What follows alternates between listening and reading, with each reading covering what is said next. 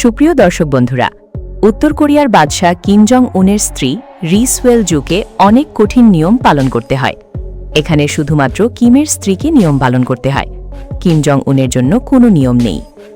Kim জংয়ের স্ত্রীকে এমন কিছু নিয়ম পালন করতে হয় যেটা পৃথিবীর অন্য কোনো মহিলাকে করতে হয় না। কিম জং উন জোর করে তার স্ত্রীকে এমন কিছু নিয়ম পালন করায় যেটা শুনে আপনিও চমকে উঠবেন। যার মধ্যে সবথেকে আজব হল রি সোয়েল জুয়ের মোবাইল ব্যবহার করার প্রতি নিষেধাজ্ঞাটাও রয়েছে। কিম জং উন খুবই কঠোরভাবে মোবাইল ব্যবহার করার প্রতি নিষেধাজ্ঞা দিয়ে রেখেছে, যাতে করে তার স্ত্রী কোনো রকমভাবে মোবাইল ফোন না দেখতে পারে। মোবাইলের পাশাপাশি কোনো রকমভাবে ইন্টারনেট ব্যবহার করা যাবে না। যদি কিম জং এর ওয়াইফ মনে করে সে কম্পিউটারে একটু ইন্টারনেট চালিয়ে কিছু একটা দেখবে বা জানবে, সেটাও তার জন্য নিষেধাজ্ঞা করা আছে। এখন হয়তো আপনাদের মধ্যে অনেকেই বলবেন যে কিম জং তার সিকিউরিটির জন্য এই নিষেধাজ্ঞা দিয়ে রেখেছে। আপনাদের জানার উদ্দেশ্যে বলে রাখি, কিম জং তার স্ত্রীকে অনেক সন্দেহ করে, আর সন্দেহের বশে তার ওপর নানান রকমের আজব গুজব নিষেধাজ্ঞা দিয়ে রেখেছে। কিছু তথ্য মারফত এমনটাই বলা হয় যে কিম জং সন্দেহভাজন মানুষ। বর্তমান যুগে যেখানে মোবাইল ছাড়া কোনো কাজই হয় না, সেখানে রিসোয়েল যুগে মোবাইল ছাড়াই জীবন কাটাচ্ছে। এছাড়াও কিম জং তার স্ত্রীর উপরে এমন কিছু নিয়ম জারি করে রেখেছে যেটা শোনার পর আপনিও বলতে বাধ্য হবেন যে এই জালিম মানুষের স্ত্রী হয়ে রিসোয়েল জু কিভাবে জীবন কাটাচ্ছে। কিম জং উনের স্ত্রী নিজের ইচ্ছায় কোথাও যাওয়ার অনুমতি নেই। সে যেখানেই যায় তার স্বামী সর্বদা সঙ্গে থাকে। রিসোয়েল জু কোথায় যাবে আর সেখানে গিয়ে কি করবে, সেগুলি সব আগে থেকেই ঠিক করা হয়ে যায়। রিসোয়েল জু অফিসিয়ালি দেশের মধ্যে কোথাও ঘুরতে যেতে পারবে না, আর দেশের বাহির তো তার একা যাওয়ার প্রশ্নই ওঠে না। রিসোয়েলজুকে তখনই একা বাহির বের করা হয় যখন তার স্বামী কিম জং উন বিদেশের সফরে যায়। মাঝে মাঝে জনগণের সামনে তার স্ত্রীর বিষয়ে কিছু কথাবার্তা বলে তাকে একা বাইরে বেরোতে দেয়। আর এইভাবে সে উত্তর কোরিয়ার মানুষকে এটা বোঝানোর চেষ্টা করে যে সে কত ভালো মনের মানুষ, তার স্ত্রীকে কত ছাড়পত্র দিয়ে রেখেছে। অপর পাশে নর্থ কোরিয়ার বাচ্চা কিম জং উন তার ভাষণে যেমনই কথা বলুক না কেন, তার ওয়াইফকে সর্বদা হাসি মুখে থাকতে হবে। কোনো রকমভাবে স্বামীর বিরোধিতা করা যাবে না, আর বেশিরভাগ সময়টা তাকে হাততালি বাজাতে দেখা গিয়েছে। এছাড়াও রিসোয়েল জুকে তার বাবার বাড়িতে যাওয়ার অনুমতি পর্যন্ত দেওয়া হয় না। আপনি জেনে অবাক হবেন যে 2009 সালে কিম জং উনের সঙ্গে বিয়ে হবার পর রিসোয়েল জু তার বাবার বাড়িতে পা দেয়নি। রিসোয়েল জুয়ের যখন দেখা করার ইচ্ছা করে বা তার যখন কোনো কাজ পড়ে যায়, তখন কিম জং উনের দ্বারাই তার বাবা মাকে ডেকে পাঠানো হয়। তবে এই সব কিছু এই জন্য করা হয় যাতে করে কিম জং উনের গোপন রহস্য বাইরে না বেরিয়ে পড়ে। এছাড়াও তার স্ত্রীর উপরে বাইরের কোনো ব্যক্তির প্রভাব যাতে করে না পড়ে, সেই দিকটাও লক্ষ্য রাখা হয়। শিক্ষার দিক থেকে বিচার করে দেখতে গেলে উত্তর কোরিয়ার মানুষেরা এখনও পর্যন্ত মূর্খই রয়ে গিয়েছে। কারণ সমগ্র বিশ্বের মানুষের সাথে সাথে দক্ষিণ কোরিয়ার মানুষরা এডুকেশনের দিক থেকে অনেক এগিয়ে গিয়েছে। কিন্তু অন্যদিকে কিম জং উনের দেশ অর্থাৎ উত্তর কোরিয়ার মানুষদের শিক্ষার বদলে তাদের মা বাবার সাথে সাথে তাদের বাচ্চাদেরকেও এটা মানতে বাধ্য করা হয় যে কিম জং উন সেখানকার উপরওয়ালা, তাদের রাজা। এবার এখানে কথা হচ্ছে শিক্ষা নিয়ে। এই কারণে উত্তর কোরিয়ার ছেলে মেয়েদের অন্ততপক্ষে 17 বছর পর্যন্ত পড়াশোনার অনুমতি দেওয়া হয়েছে।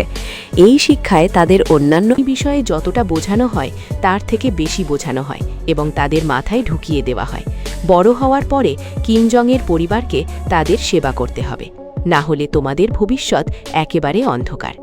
এছাড়াও কিম জং এবং তার বাবাকে নিয়ে সেখানকার মানুষের মনে এতটাই ভয় সৃষ্টি হয়েছে যে প্রত্যেকটা স্কুলের ক্লাসে ক্লাসে তাদের দুই বাপ বেটার ছবি লাগানো হয়েছে।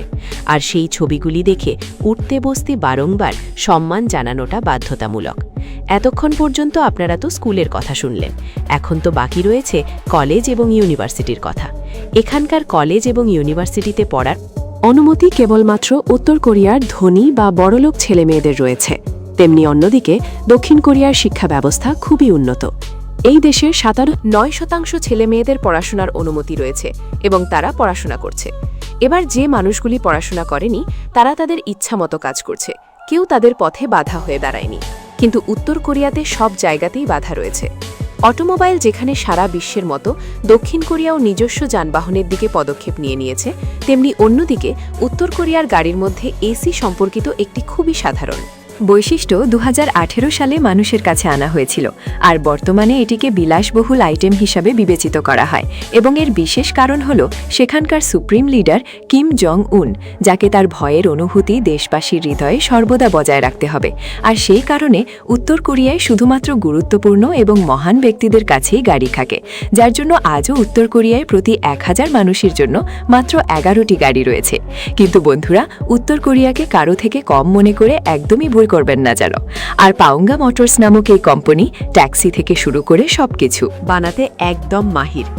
নিজের কোম্পানি হওয়া সত্ত্বেও উত্তর কোরিয়া এতটাই দরিদ্র হয়ে রয়েছে যে সেখানে মানুষের মধ্যে গাড়ির চাহিদা একেবারেই নগণ্য।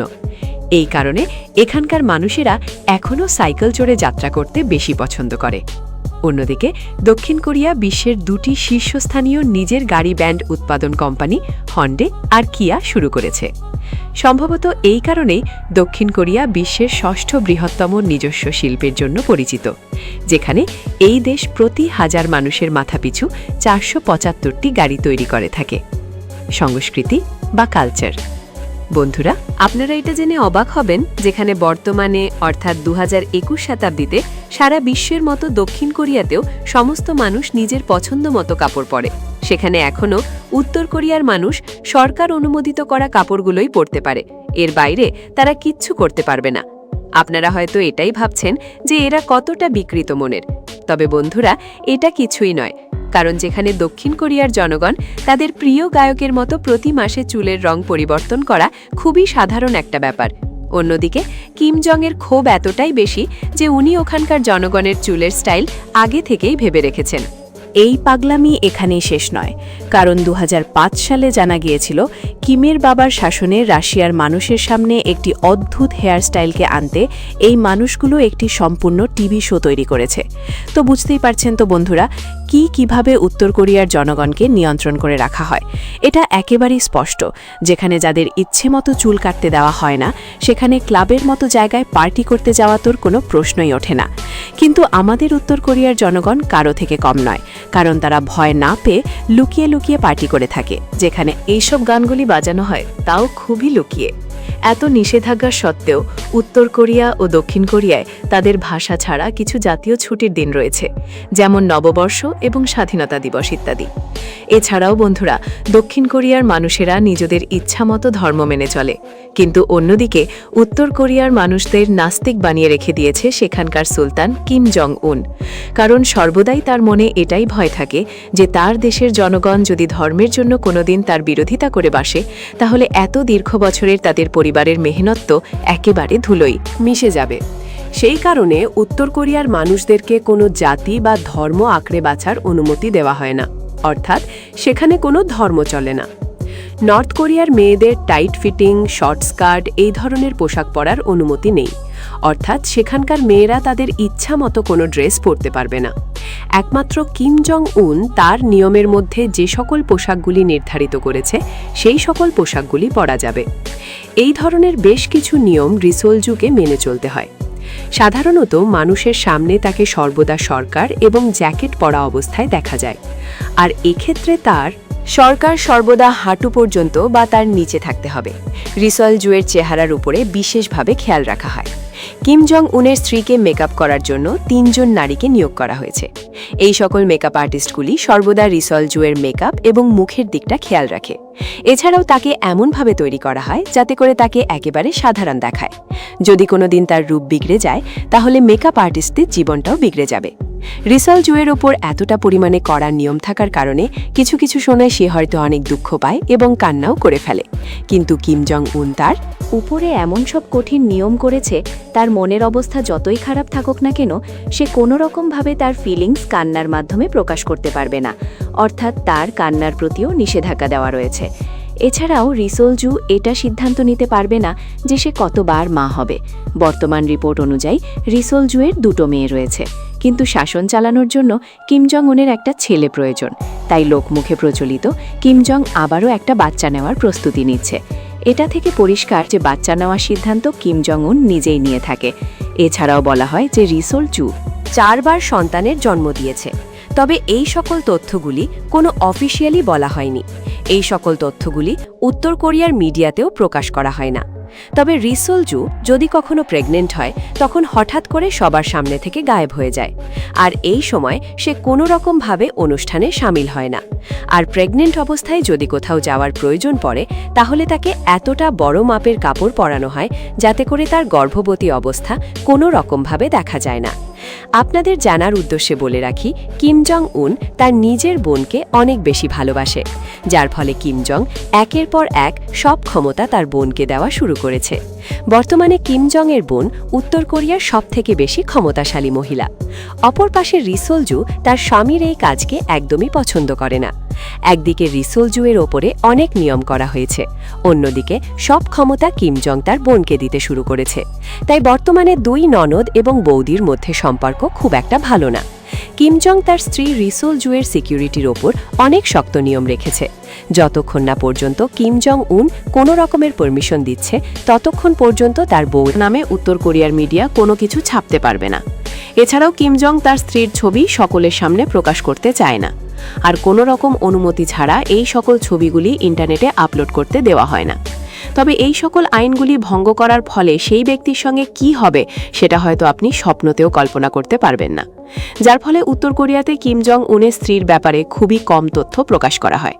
এখনো পর্যন্ত কেউ জানে না কিম জং এবং তার স্ত্রী সর্বপ্রথম কোথায় কিভাবে দেখা করেছিল। তবে একটা বিদেশি মিডিয়া অনুযায়ী 2005-এর একটা এশিয়ান অথলিক চ্যাম্পিয়নশিপের সময় রি সোল-জু দেশের রাজধানী পিয়াংইয়াংয়ে এসেছিল। এই সময় সে 90 জন প্রতিযোগীর মধ্যে ছিল। তারপর রি সোল-জু কিম জং এর নজরে পড়ে। সেই সময় দুজন একে অপরকে সামনাসামনি দেখেছিল। তবে কিছু মিডিয়ার মতে রি সোল-জু এর জন্ম উত্তর কোরিয়াতে হয়েছিল, কিন্তু সে চায়নাতে বসবাস করত। সে একজন গায়িকা ছিল, কিন্তু এখানে কিম জং উনের নজর তার উপর পড়ে, আর প্রথম দেখাতেই সে পছন্দ করে নেয়। তবে আসল সত্যিটা কি সেটা এখনো পর্যন্ত সবার কাছে পরিষ্কার নয়।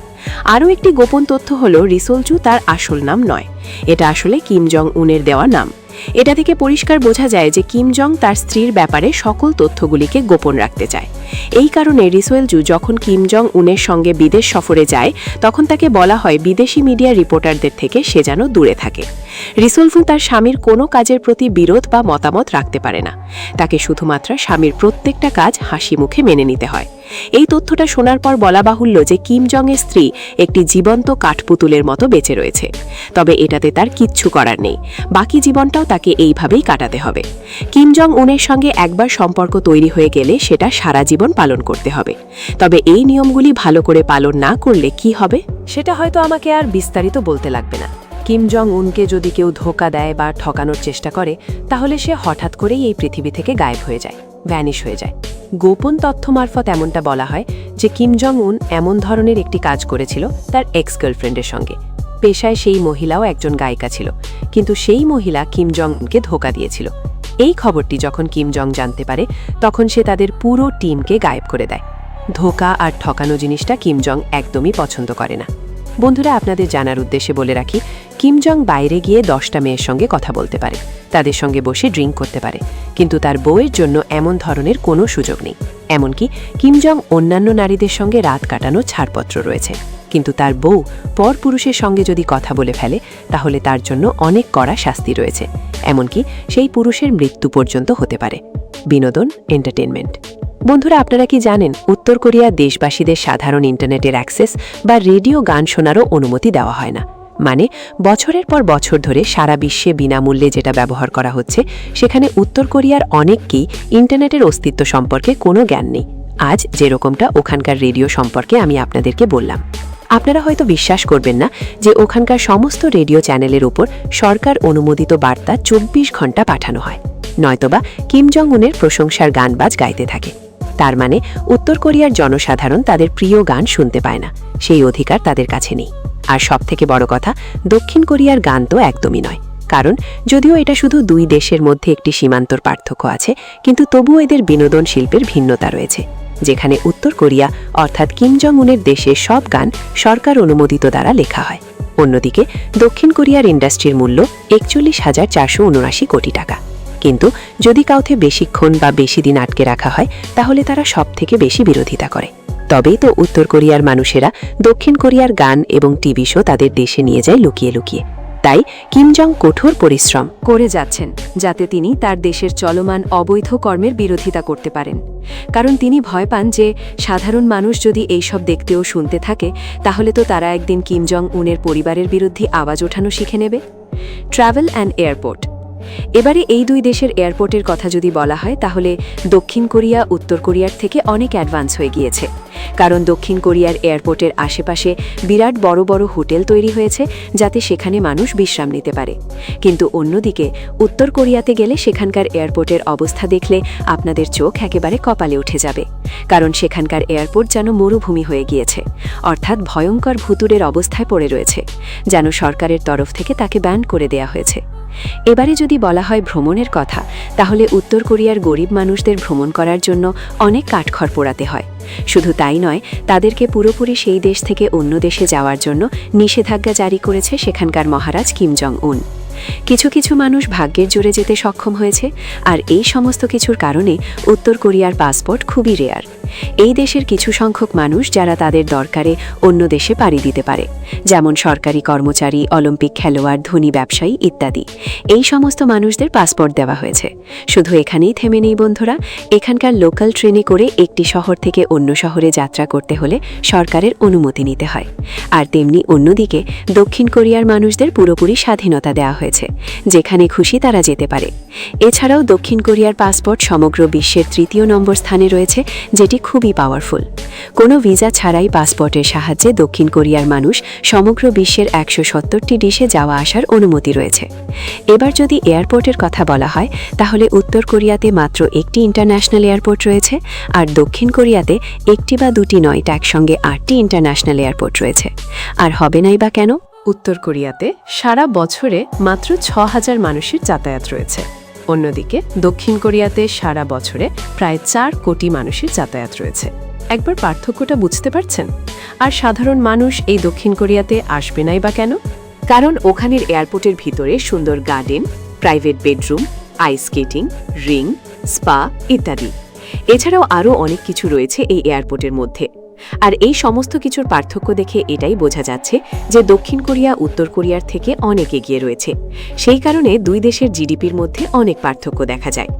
দক্ষিণ কোরিয়ার জিডিপি এতটা দ্রুতগতিতে বেড়ে চলেছে যে সমগ্র বিশ্বের ১০ নম্বর স্থান অধিকার করে নিতে চলেছে প্রায়। কিন্তু অন্যদিকে উত্তর কোরিয়ার জিডিপি ওঠা তো দূরের কথা, দিনের পর দিন নিচে নেমে যাচ্ছে। আর এর কারণ হচ্ছে সেই দেশের সরকার কিম জং উন, যাকে বলা হয় সেখানকার বাদশা। মহারাজ নিজে বিলাসবহুলে থেকে দেশের মানুষ থেকে শুরু করে সমগ্র দেশকে নিচে নামিয়ে দিচ্ছে। বন্ধুরা, এই উত্তর কোরিয়া এবং দক্ষিণ কোরিয়ার পার্থক্য দেখে আপনাদের কি মতামত রয়েছে নিচে কমেন্টে অবশ্যই জানাবেন। বাকি এই তথ্যপূর্ণ ভিডিওটিকে লাইক দিয়ে সকলের সঙ্গে শেয়ার করে দেবেন। আপনাদের মধ্যে যদি কেউ নতুন দর্শক হয়ে থাকেন তাহলে সাবস্ক্রাইব করে আমাদের পাশে থাকবেন। সর্বশেষে থ্যাঙ্কস ফর ওয়াচিং।